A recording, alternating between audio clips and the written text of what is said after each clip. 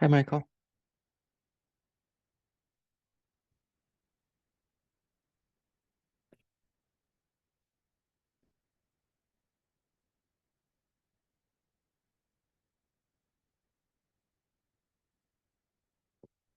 Michael, remind me, which company do you represent, or is it yourself?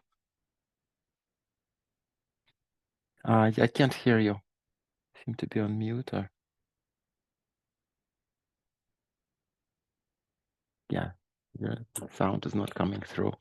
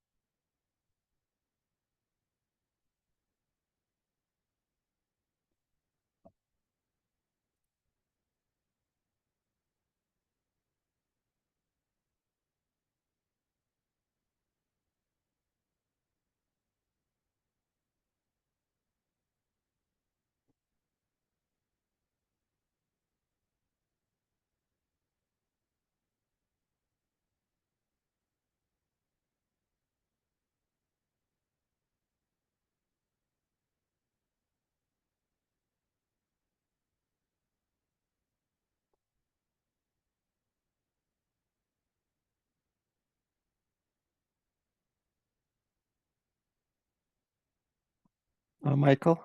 How about Yeah. now? Okay, I can hear you now. All right. Loud and Yay. clear.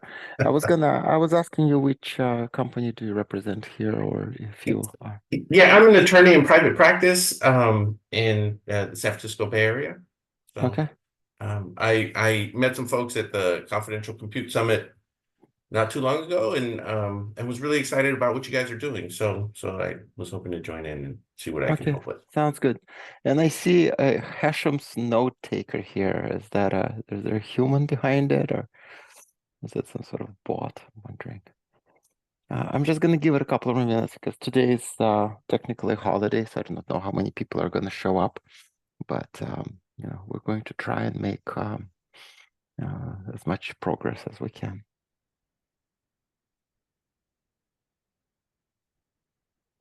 So I'll just give it literally 2 more minutes.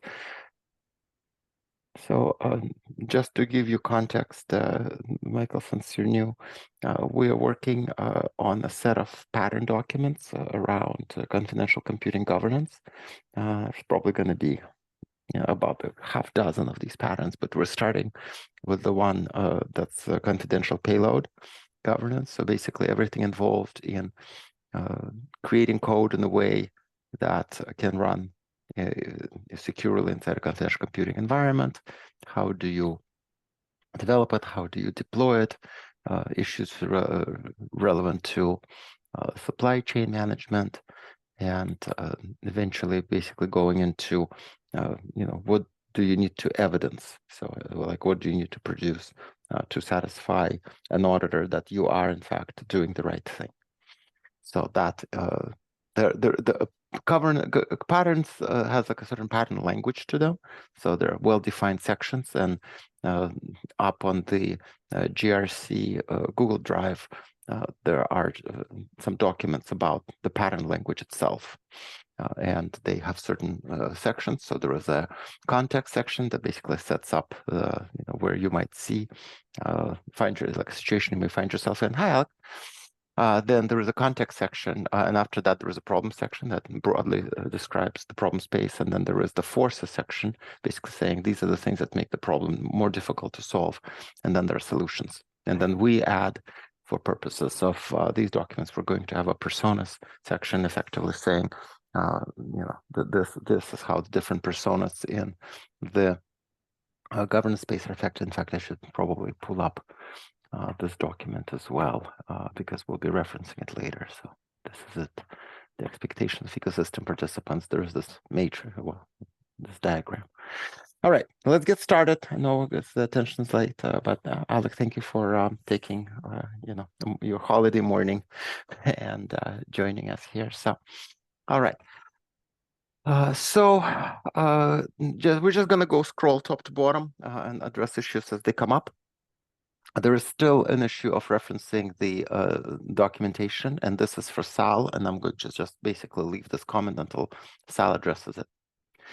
Then here, there is a comment. So Anjuna basically will take existing code and run it inside their environment unmodified. So this section talks about how you need to architect your code and design your code correctly, implement your code correctly, so that even, so it doesn't suffer from vulnerabilities that it still may suffer from when executed inside the trust execution environment is one of the like important sound bites from the consortium, from the summit, was that confidential computing is a full stack technology, right? And so it's not enough to just turn on one thing. You have to turn on a bunch of things at various levels.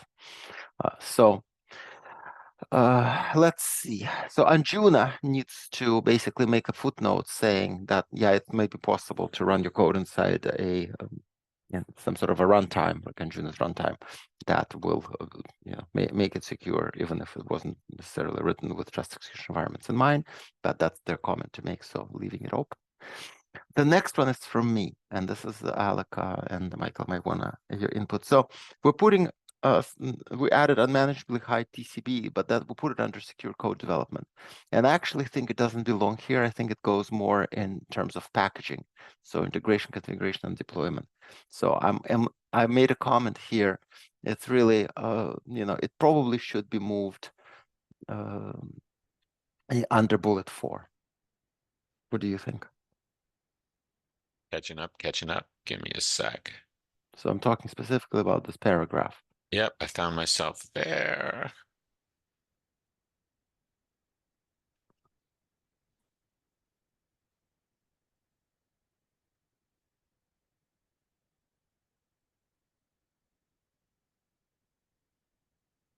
Lift and shift unmodified workloads.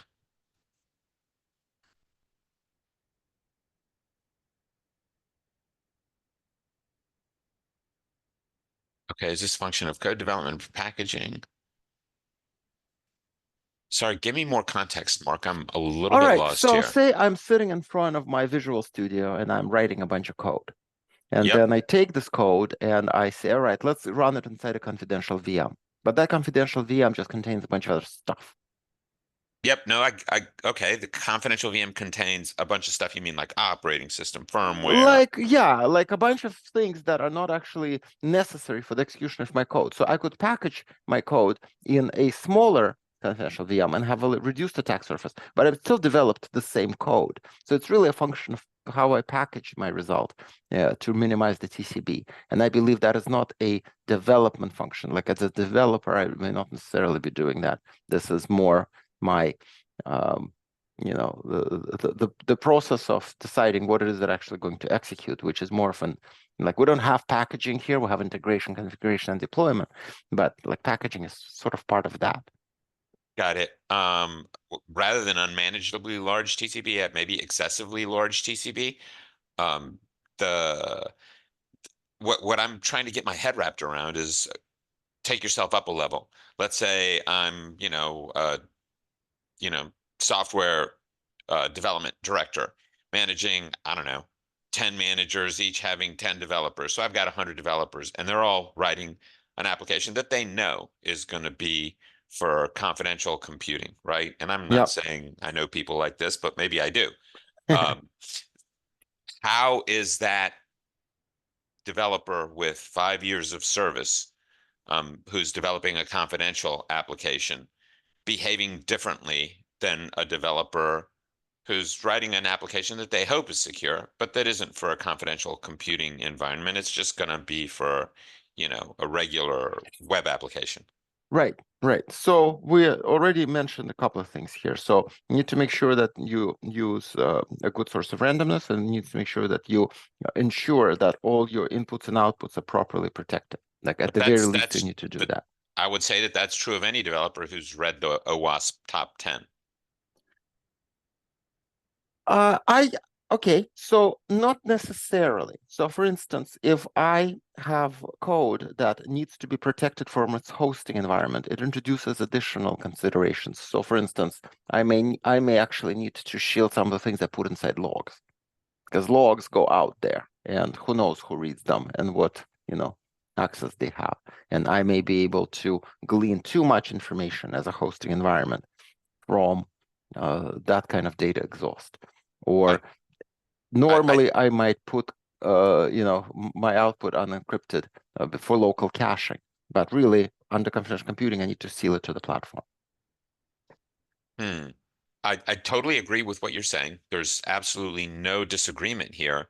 I'm just having trouble understanding the bits that you're giving me, which are great advice.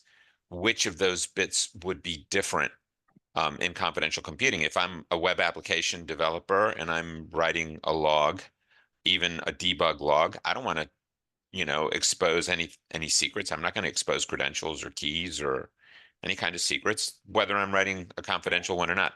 I guess maybe if I'm a hypervisor developer, at that, or maybe even a firmware developer, then yes, then there'd be different code for confidential versus non-confidential, because I have to do, memory integrity checks for confidential, VMs as opposed to general purpose VMs. But anyway, I don't want to rat hole on this. I think if you say secure Okay. code development, So I will give you like an example. So for instance, I'm aware of a situation where development standards dictate that if your application is externally facing, then you need to encrypt your data in transit. If your application is not externally facing, then it doesn't have to be. So basically, one microservice to another doesn't encrypt its data. It actually doesn't use TLS. Okay, there's no requirement for it. I will contend that if you're actually saying, I'm going to run this code in a trust execution environment, then you are not trusting anything outside of yourself. And you would need to put an additional consideration in there saying, actually, all my traffic is going to have to go over some sort of IPsec or TLS.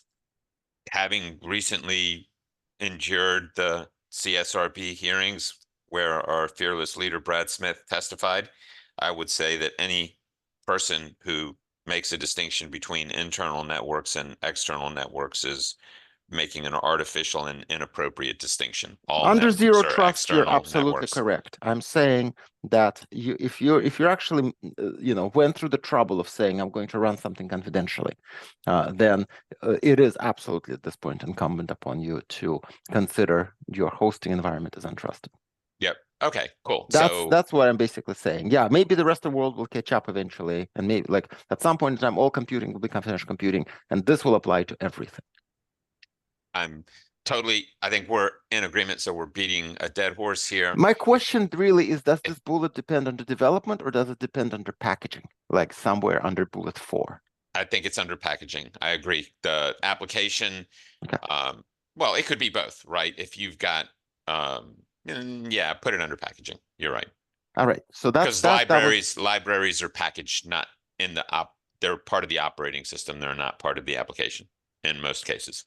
Well, I mean, also too, I think kind of what you're talking about is the best practice, right? And every application is going to have a specific set of requirements. And if like the example that comes to my mind actually has more to do with containerization, for example. So if we're saying that the best practice is to containerize where it's appropriate, and that generally it's going to be appropriate in a trusted environment and with a trusted compute base, et cetera, then I think it makes sense. And I agree. And I think even the TLS example that you gave, Mark, actually also fits under for secure packaging integration, configuration, and deployment.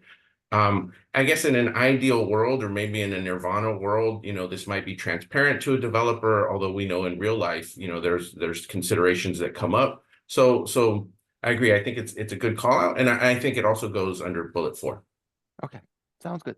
All right, so we're going to move that. The only reason the comment I left is the compensating recommendation. So we need to ensure, and this is more of a to-do, that somewhere when we go under solutions and requirements later, that we address the fact that you need to seek to minimize your TCB during packaging. So that's why I'm just leaving this comment out.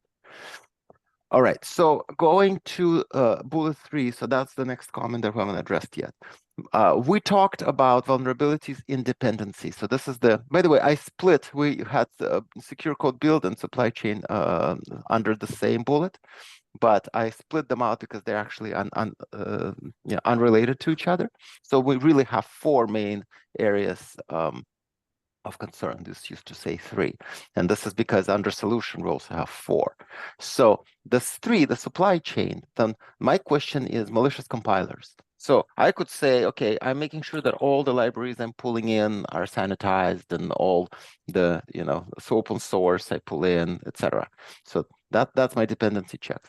But it's also possible that the compiler itself I'm running is somehow malicious. Now the question then is that a function of secure code build, so making sure that I'm setting up the secure build chain, or is it a function of supply chain? I mean, it could reasonably go under either. Yep, I'm comfortable with either one. You can consider a compiler part of the supply chain. I mean, if it's your compiler, right? If you wrote the C compiler, if the same company that's developing the application also owns the compiler, then it's really secure code build. But if I'm a developer and I purchased my compiler from a third party, then it's supply chain. So either one. I would think that probably most of the world is going to be using it as part of their supply chain. Like I mean, not a whole lot of people are writing, even not even compilers, but things that convert into parsed code, Python compilers, if you will, or so I think it's probably supply chain in most cases. Yep. If you're Microsoft, it's part of your build pipeline. If you're not Microsoft, or if you're so using I added GCP, under it's supply chain. Yep. So and can just stupid editing comment, Mark. I love the way you've got secure code development, secure code build. Make it say secure supply chain and then secure packaging. That just reads nicer. Even just put the word secure in front of that. Plus it's alliteration, which is always good. Yep. Sounds good. Okay. Sounds good. So that's now done. Let's go to that one. Okay, the requirement to evidence removal of older code versions, we're not gonna, yes. It's more of a to do for later. So I think this section is really now done, with the exception of these 2 minor or 3 minor comments. Now we're going into the solutions section, and secure dependency, secure. Hold on. In this here, I have code build and then supply chain. So I need to actually move. I want to maintain the same order. So I'm going to take this out of here. Really supply chain management. Okay, so let's go through these. We're starting with secure code development. We're going into secure code build, and again, I'm sort of making it a little bit easier to read. I'm really hoping that at the next stack we can really show this document. I want to move to the next ones. This is okay. That's so a let's week see. from tomorrow. Right. Yes, I know. We're close, turns out. Yep.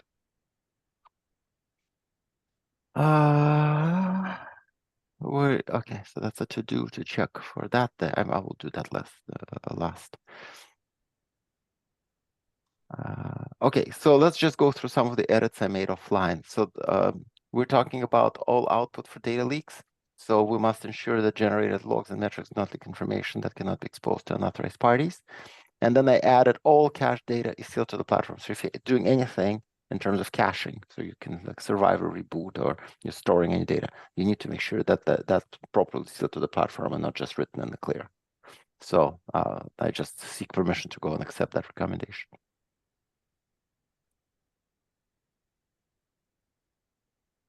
I think it's a good call out. Yeah. Yep, that sounds great. All right. I'm curious. I mean, some of the stuff like you're talking about secure exchanges with the GPU, an application code developers doesn't have to worry about that, right? SPDM and There, Metis does that. there would be libraries for that. I was trying to think. Uh, uh, We can just that's fine. I'm fine with it. You can say the code. It might be firmware, might be code. We don't know, but somewhere the intent is good. You need to secure data exchanges between the different devices on a composite machine.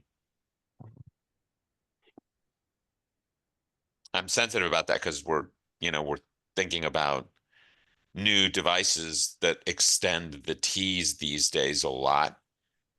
Smart NICs, GPUs, smart local storage, all these things now are inside the T.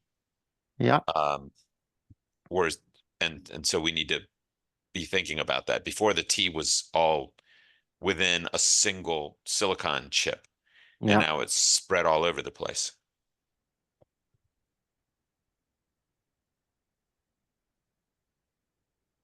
All right. That's a good addition. So just added that. Secure code build. I added a paragraph about secure packaging of generated compiler artifacts. I do not know how to. I'm really hoping to put something here. Let's see what the context of that is.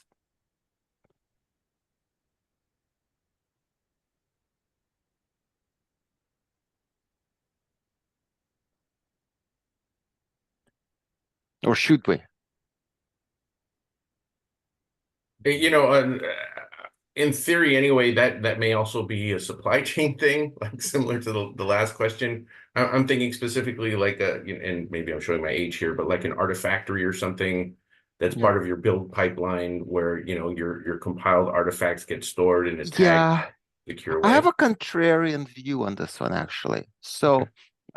So the reason we have code signing is because we don't have attestation. So code signing is like a poor man's attestation, basically saying because it's code signed and you check the signature on the machine where you execute it, the chances that it's been modified is mitigated. However, in the presence of remote attestation, you can run this code but it's effectively not going to be able to access any secrets. So signing is more for just make sure you don't like accidentally execute malware on your machine. But a remote attestation is effectively make sure you don't execute malware in your system, in your broader, connected system. So secure packaging of generated compiler artifacts, I think I should strike.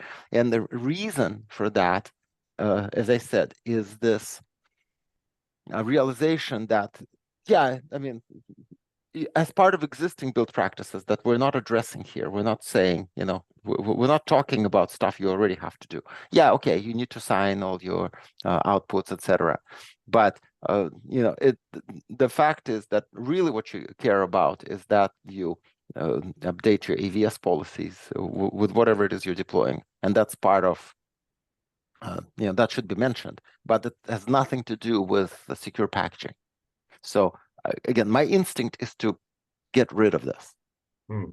Hang on a second. I mean, you introduced a brand new concept here I hadn't really thought about before. Obviously, code signing is something that is near and dear to a security person's heart, so I'm not eager to let go of it. What you're proposing is that if let's say I've got a workload running and I need to patch a piece of that because a security patch came out. It might be in the firmware, it might be in the OS, it might be in a library, it might be in the application itself. You're saying that I should terminate the entire workload. I don't want to use the word container, but the thing that's running the workload, which might be an entire VM, and then update my attestation policy. And as you've said, sometimes if you're doing a distributed workload, that might mean kind of a blue-green attestation Right. policy that allows for both measurements for a duration, and then reinitialize the workload so that it comes up with the new measurement, validates a new attestation policy, and then reinitializes it. That's the direction that you want to take us in today. Yeah. Obviously, I get an update. I validate that the code was produced by a trusted authority, and if the code has an appropriate CA, I simply deploy that code and don't have to redo my attestation, so the workload continues to function. Do you not aren't you're saying that the code signing is not as secure? I'm saying code signing is an existing practice that we're not saying don't do it. We're just not going to mention it here because it's not new for confidential computing. Confidential computing doesn't say don't sign your code. Like, that's not what I'm saying. I'm saying it is part of existing build practices. Like, we're not saying check for buffer overruns here either. And by the way, if you have a trust execution environment that has a buffer overrun in it, guess what? Right? It may still be It's vulnerable, right? But we should not be talking this in fact the following bullet. We don't do this as part of confidential computing. But what I am observing is the remote attestation serves the same purpose as code signing does for local execution, but in a distributed system. Cool. So code signing effectively prevents malware from running on your machine. And you should still do it, of course, right? That's not new. What we are saying here is at some point in time, we should have a bullet that basically says, as part of deploying your artifact, you need to ensure that the AVS policy is updated.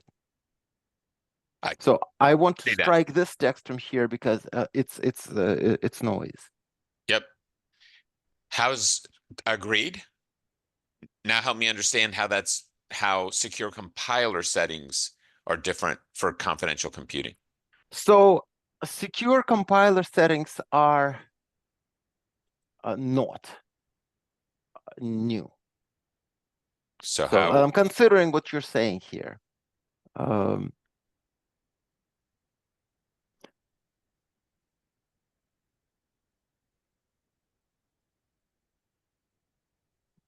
Let me think.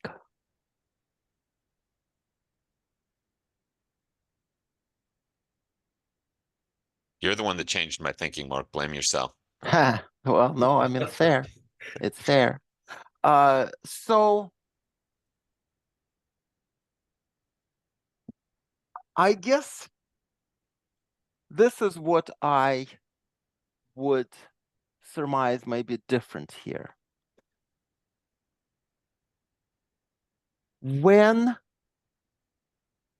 I generate my compiled artifacts and I create, so when I call compiled artifacts, I actually don't know what it's going to be. It could be some library, it could be some image, it could be effectively the output of your build chain that gets deployed somewhere later.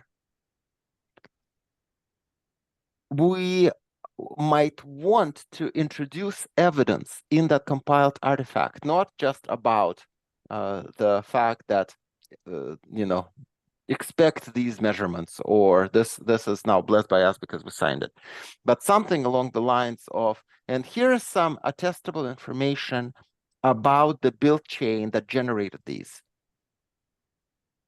So then as part of policy verifying these compiled artifacts at the AVS, you might also examine evidence produced by the build chain itself. And that evidence may in turn include, we use the following settings, they've been blessed. So what you just said, I don't explicitly say it here, but I'm just trying to, respond to the very correct comment that you made. Okay. So I think what you just said makes sense and is specific to confidential computing. The paragraph, as I'm just rereading it, is really just about good hygiene, good code build hygiene, which applies to conventional computing as well. How about using the word measurable code build practices? Because I think that's what you're really trying to get to, is all of the things that you do in a build pipeline need to result in a measurement that we can trust later when we do attestation. Yes, correct. So this is where I'm thinking, like, under the secure code build. So here's the thing. In the world that I envision, when I go and talk to auditors and I basically say, let me try and convince you that we have done our due diligence in making sure that we have a button down, whatever, system for protecting customer data. I may include evidence that my build chain is secure itself, right? So maybe I'm running itself in confidential computing environments. And that may be separate evidence of, of how my artifacts are generated. And as part of that, I might want to also include evidence of doing that inside the artifacts themselves. So this needs to be there. Like, the secure and isolated build practices are actually new for confidential computing, I assert. Compiler settings, that's one that is more like, yeah, how is this new for confidential computing? It really isn't. There aren't new compiler settings that say, okay, generate this code for trust execution environments. I haven't seen any evidence of that. Nope. Right. But the fact that we, as part of basically maintaining some or producing and keeping some kind of evidence that our build chains are in fact secure and isolated, and also the correct compiler settings are used, that's evidenceable, which is now somewhat new. Would you agree that instead of secure code build, that you can strengthen that statement by saying measurable code build, or, Observable, auditable, attestable. There you go. Something like that. So how about secure and attestable? I like that. Build environment.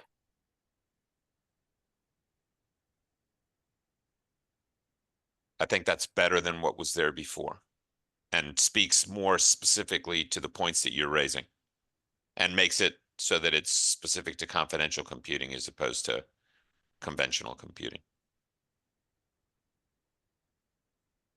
Okay, then how about, I'm going to say establish, maintain, and evidence.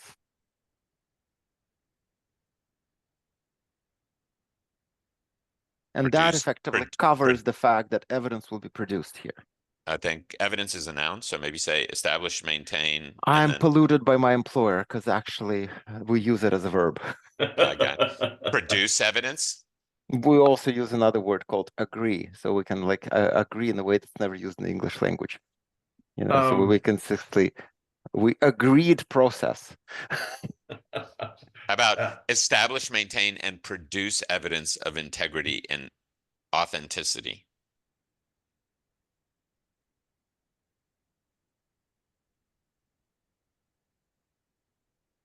I like that. Yeah. That's specific to confidential computing. Yeah. Okay. That's great. So this is why we have these reviews, because it helps us achieve exactly this result. Okay.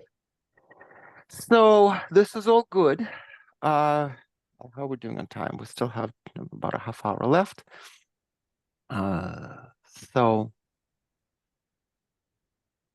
And now that you've got me in this mindset of what makes this different from conventional computing, secure supply chain management, there you go.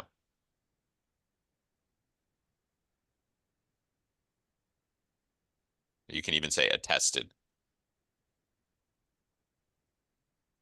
Secure and attested supply chain.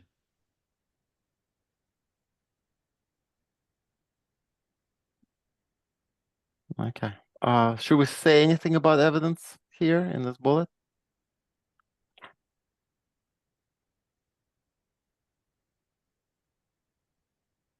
You could even say automated tools must be used to continuously measure third-party libraries and dependencies, or something like that.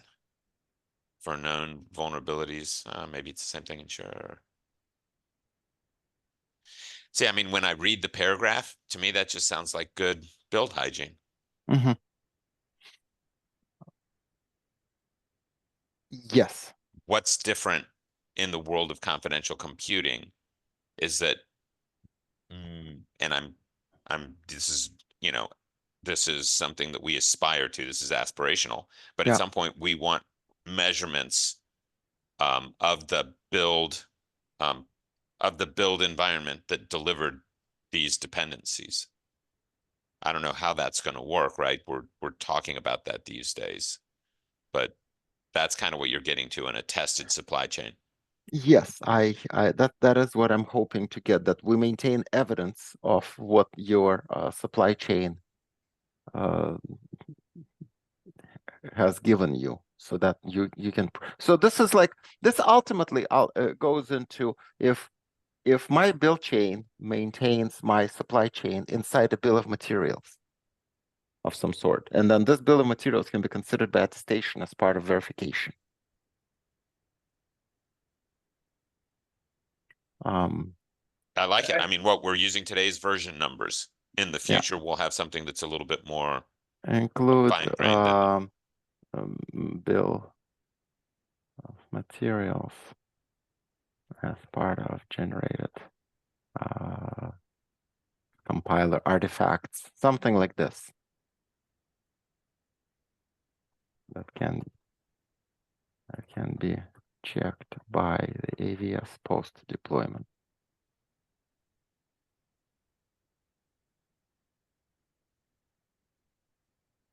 Instead of generated compiler artifacts, you might shorten that to just say package.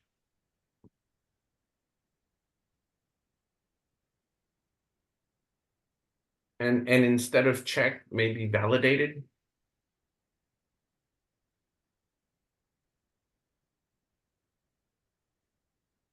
Verified, I think, is the word that you use in RATs. Okay.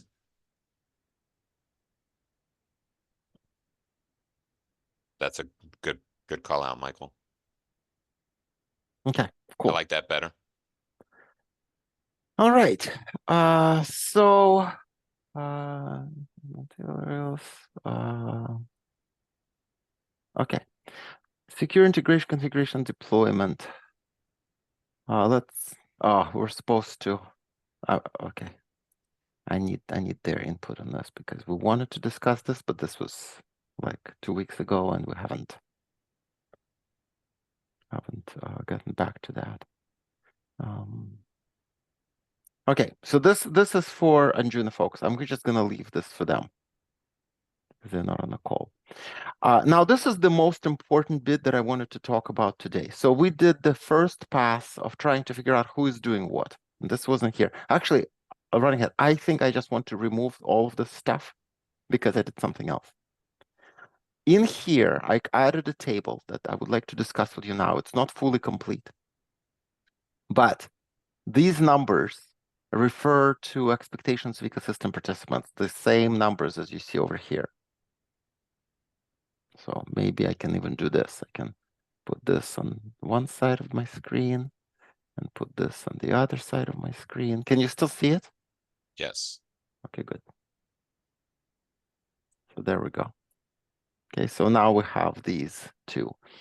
And you can basically help me verify my work, because I would love, like the guys, Nicholas, they are from IBM. They express themselves differently than we historically have in this working group. So we had a bit of like clash on the way they wanted to say things. But ultimately, what I wanted is, I want every pattern to refer back to this one, to basically say, we can put these numbered arrows next to expectations, and then we will know, as part of this pattern, who's responsible for delivering what. Does that make sense? Yep. Okay, so 1 would be component vendors, 2 confidential application developers and managers. So basically, that's everyone involved in writing code, deploying code, just doing stuff with code, turning it into compiler artifacts. And the components are hardware components in addition to libraries. These are Like hardware that. component vendors. These are hardware component vendors. I can, Okay. so maybe I can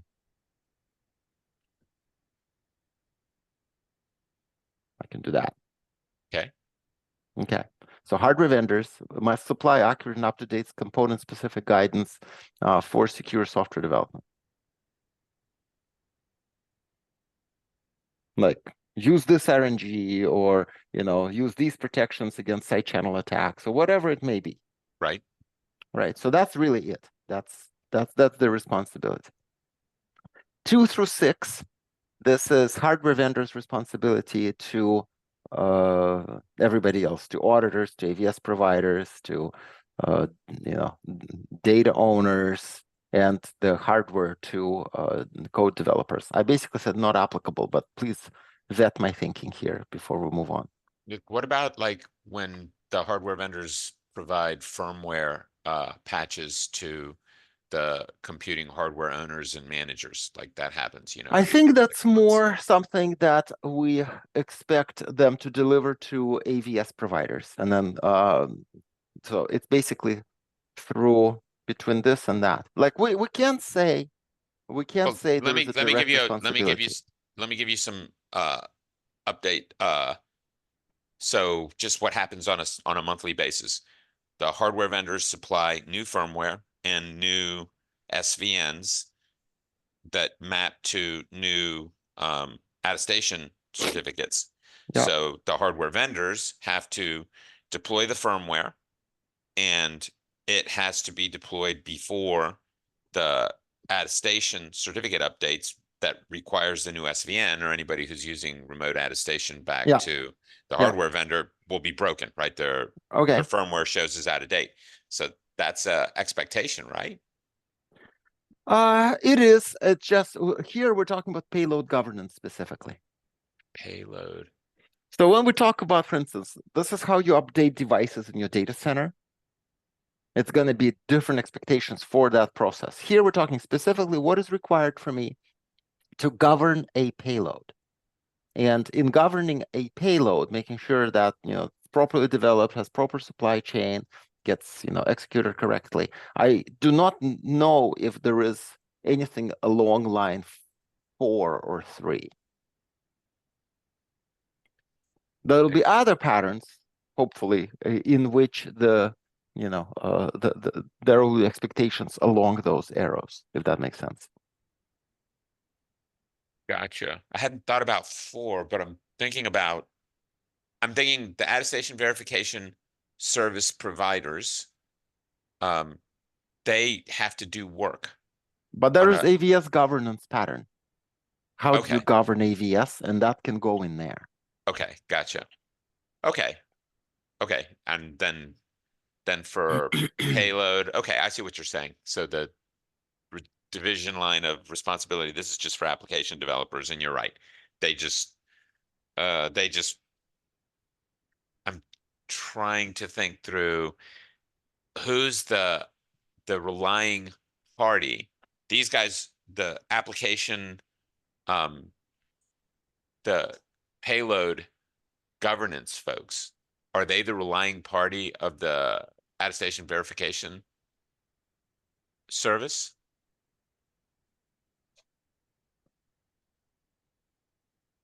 Like, what's arrow number 12? Arrow number 12 is, okay, so error number 12 is the responsibility of the AVS providers to the auditors. So for instance, this is how we're ensuring that our multi-tenancy is secure. Here is a ledger of all the policy changes by all of our customers. This is how we ensure that, we maintain the correct uptime. Like whatever the specific to SVN requirements. So the hardware vendor says, hey, we've got a new SVN. We're shipping a new firmware version. It's got a new SVN because the vulnerability was there's going to be a vulnerability announced by a researcher on X date. The auditors are going to say, give me evidence that the firmware was patched by the public disclosure date. That's not right. So this is not payload governance. This is AVS governance. It's like AVS will basically prove to the auditor that, yes, we received this update from the hardware vendor and we deployed it, and it's in our policies as of this date. We changed our attestation verification policy Correct. to require the new SVN by the public disclosure date. Yes. Okay, got it. Okay, now I'm Yeah. with you. Sorry, it took me a little while to get. No, that's speed. fine. I do not know if there is anything along line 7. In fact, I even questioned the direction of line 7. It seems like, it's really the confidential application developers need to go and update the AVS with the right policies. Like, because AVS won't know. Can you add more words to that? I'm not following you. Okay, so there is a direction of the arrow on 7. Uh-huh. Right now, it's from the AVS provider to the confidential application developers. Uh-huh. So I'm thinking that kind of makes the confidential developers relying party. What are they getting from the verification service if not an attestation evidence? The only thing they get from the AVS is if I developed some code and I contacted AVS and I basically said, here's the new code, please recognize it as valid, that AVS honors it. Gotcha. But that may be more of a responsibility of an AVS to an auditor also, because so I'm considering if I were to flip the direction of this arrow, then I can basically say the responsibility of the confidential application developer is to update the AVS policy with the newest thing. Okay, so a concrete example. I'm developing an application, putting it in a container, and so now I owe, and there's a new version that came out that's more secure. Yeah. And the new container measurement has to be delivered to the AVS provider. Yes. Okay, I'm So with you. that would reverse the direction of this arrow. Right. And the thing is, whatever AVS responsibilities it has, the AVS is responsible to auditors and responsible to the data owners, fundamentally. Yes. It provides an API through which the developers can update the policy, but it does not. We don't need to create a responsibility along each line. Okay. That's it. I'm in agreement. Okay, then let's do that. Let's reverse this arrow. What just happened here? Oh, yeah. So if I were to move this to that and this to that, okay, and save. And now why is it? Hold on, I didn't do a good job.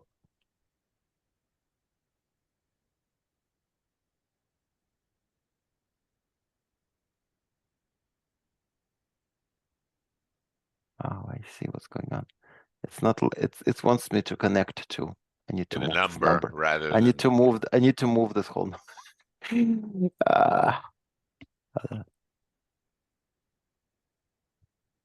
Just bear with me.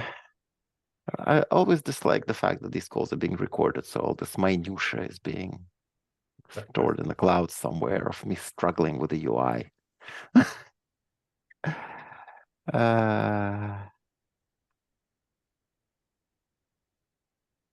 UI developers should be forced to watch these calls on repeat.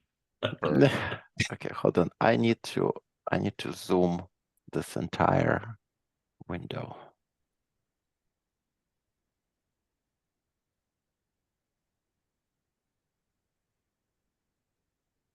There we go. Nice. Bringing you back. There you go. Okay. All right, back to 150. And save and close. Now it's pretty. Okay, back to pretty. So 7. Update AVS policies with the measurements of newly deployed artifacts, right? Yep. All right. So 8, hardware owners to AVS providers. In the context of payload governance, there is no, we just updated our hardware. I mean, the payload remained the same. It's a different issue. So that's why I said not applicable, not affected. Just for consistency of wording, instead of newly deployed artifacts, would it be equivalent to say new packages?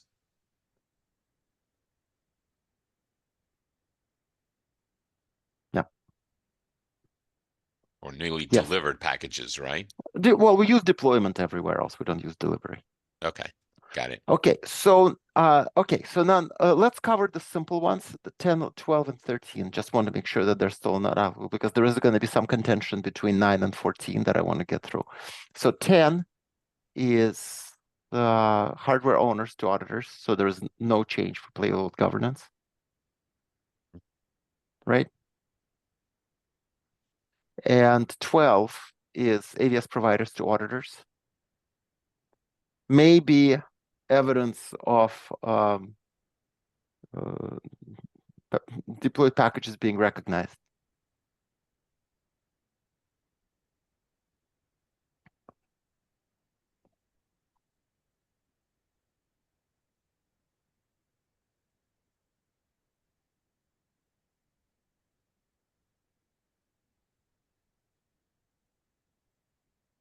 That would be 12.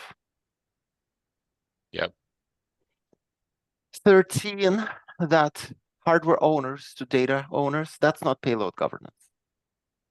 right. That would be device governance. That's a different pattern. Okay, now let's talk about 9 versus 14. Okay, so 9, let's go again. This is developer managers to data owners. Basically, we could I'm basically making a claim, and let's verify my claim, that the evidence that 9 owes to that owes along the line of 9 is the same as the evidence owed along the line of 14. Yes. Yes. And it's just, ho- go ahead, sorry. oh, I'm sorry. I think that the difference is that the regularity with which it's owed, right? Like, along 9, it's going to happen all the time. Along 14, it's going to happen whenever the audits happen, which might be yearly, might be, How about 9, 14 will be under the same line? mm, Yep, yeah. I like the bullets in there. Okay, so basically, we're covering basically by reference all the things that we said in here. So there is a build environment, supply chain management.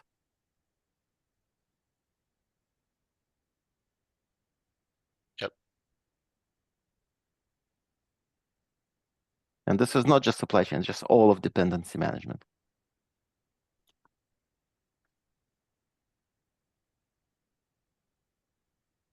What's 15? Oh, 15 is basically proving to the auditor that yes, we did do our own due diligence on what the code developers have done.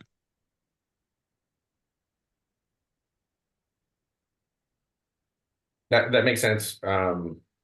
Typically auditors 9 times out of 10 are just asking, did you do what you say you did? Yep. And Cool. and that's that evidence. So then I would like to get all of that because the thing is this would be a lot easier to read than if we have it. This is why I'm happy to have this. So I don't want personas, I just want expectations summary.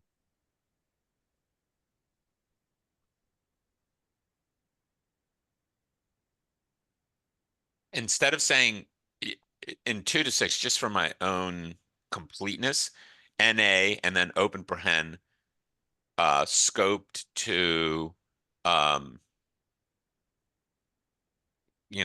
hardware, scope to CSP patterns Okay. or CSP operations patterns or something like that. Cause that's Yes. 2, 6, 2, 3, right? So okay, I can basically this is 4, going to be 6. boilerplate. Uh, this text is going to be boilerplate for all expectation summaries.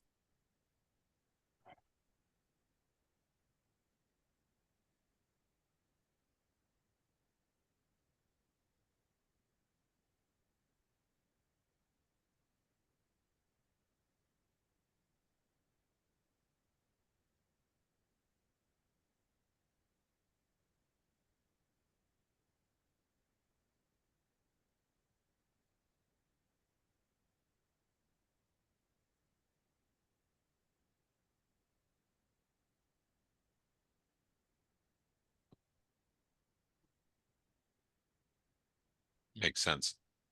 So 1 is this. All right, so I think we've done as much as we could. We still have 5 minutes left. So I'm going to solicit Sal and Anjuna folks to chime in. Let's go do one last check if there's anything else we can do. Removal of older code versions from AVS policies. That really, we don't need to do this here because that would be workload upgrades. Workload upgrades would cover that.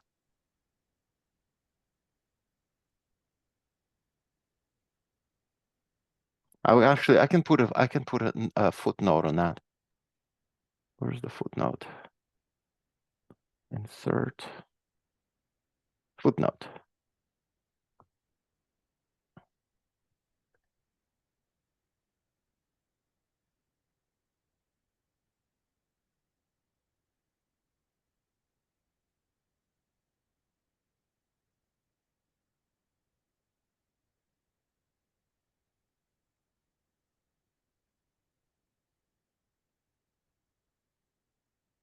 So if I say that, then I can basically get rid of this comment.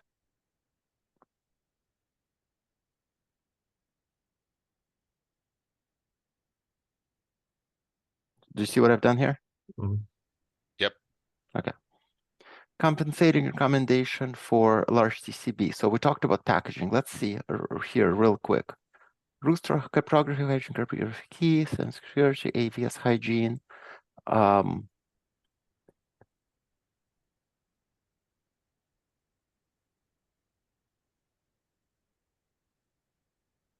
So care must be taken to include only the minimum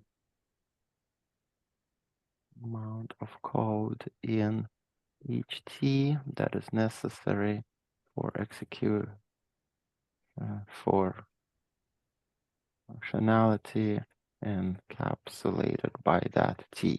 That should probably be enough. Yep. Then we'll have a compensation recommendation here. So that's done. This is, so let's, okay, so terminology, that's Sal. This is executing environment, that's under Anjuna.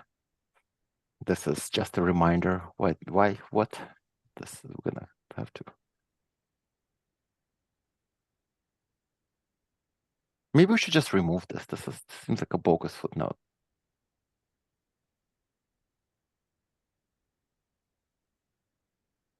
Yeah, this is bullshit. Okay. This I'm gonna do, just make sure that we have all the musts in check. Sal, this is for Sal. This is for Anjuna. This is for Anjuna. Nice. We're done. We're done. Nice. Awesome. Okay, so as soon as Anjuna folks and Sal give us their inputs, this can go to the tax. So I think we may be on schedule to get it to next Thursday's review. Perfect. Awesome. Guys, thank you so much for, again, taking time out of your holiday to join, and have a good day. Awesome. Thanks, guys. Doc, Mark. All Awesome, right. Doc, Mark. This is like expanding my understanding. And I think it'll expand everybody else's as well. Well, this is part of what I do for my full-time job, so I'm kind of natural for that. Awesome. Good work. Right on. All right, Thanks, guys. take care. All Okay, right, congrats. bye-bye. Bye.